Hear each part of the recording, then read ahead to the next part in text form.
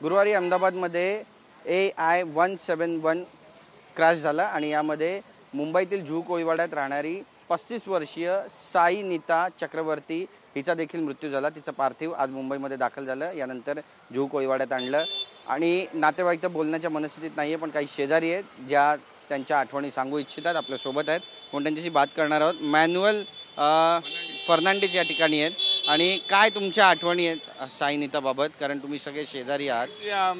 जेव्हा ते आमच्या समोर राहायची, लहानपणापासून आमच्या समोर ती मोठी झाली। आम्ही तिला येता जाताना पाहिलंय, कधी कोणाबरोबर काही भांडण नाही, काही नाही, शांततेपणे यायची, आपलं काम करायची, कामावर जायची। त्याचे आई वडील यायचे तिला सोडायला वगैरे जायचे, बाकी तिचा काही प्रॉब्लेम नव्हता। ती सगळ्याबरोबर हसून खेळून मिळून राहायची, चांगली स्वाभाविक मुलगी होती। आणि दुसरा काय ह्याच्या पुढे बोलू, तिचं नेचर एकदम मस्त होतं। धक्का बसला या घटनेनंतर सगळ्यांना? बसणारच ना, कारण आमची शेजारी आहे, ती आमच्या समोर आमची मोठी झाली आहे आणि अचानक असा हे हादसा ॲक्सिडेंट झाला तर थोडं तर असं वाटते ना जीवाला की बाबा आमच्या बाजूला राहणारी, आमच्या समोर मोठी झालेली एक मुलगी आम्हाला सोडून जात आहे।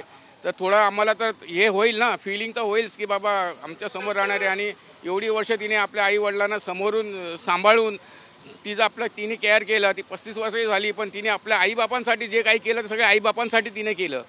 तिने स्वतःचा विचार नाही केला की मला ती आईबापांची मेन खास म्हणजे घरचा पाया म्हणतात ना, मुलगी असून ती घरची पाया होती।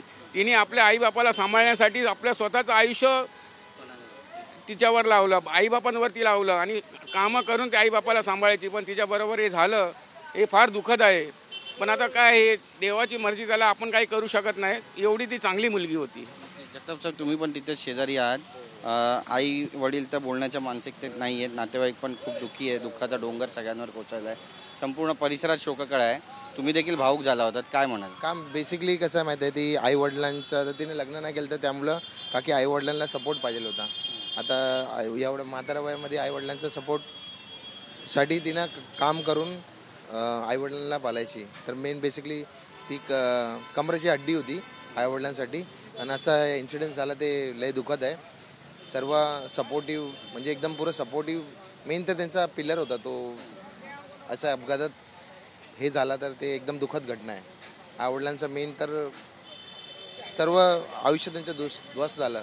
मुलगी एक सपोर्टिव्ह होती, ती सांभाळायची आणि आता असं झाल्यानंतर इन्सिडेंट्स लय दुःखद इन्सिडेंट्स आहे। माझी मुलगी पण जायची तिला भेटायला, माझी 2 वर्षाची मुलगी आहे, तर जायची तिच्या घरी, तर खेळायला जायची। परवाच माझी बायको आणि जायच्या अगोदर परवाच माझी बायको आणि मुलगी गेली तिच्या घरी, ते बोलले येऊन द्या, येत जा। तर माझ्या बायकोने बोललेला मला पण पायलट बनायचे माझ्या मुलीला पण, तर बोलले त्याला शिक्षण आधी कर, नंतर मग आपण तिथे करू। तर बोलणं चांगलं होतं, व्यवहार चांगला होता आणि मेन म्हणजे कसं आईवडिलांना सपोर्टिव्ह होती, तर काय बोलायचं नाही। काय सगळ्यांसाठी लय मोठा धक्का आहे, स्पेशली त्यांच्या आईवडिलांसाठी।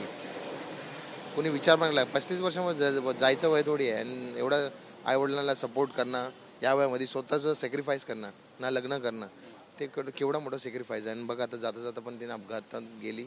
आईवडिलांसाठी सपोर्टच सर ध्वस्त झालं त्यांच्या आईवडिलांचं आयुष्य। म्हणजे आता त्यांना पुढं सांभाळणार पण परिस्थिती उभी झाली त्यांच्यासाठी।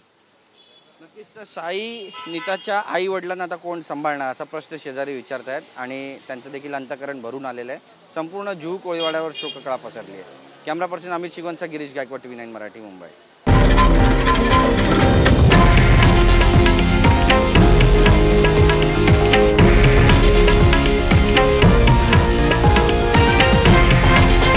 हे आहे देशातील नंबर 1 न्यूज नेटवर्क आणि आपण पाहत आहात TV9 मराठी, एकमेव।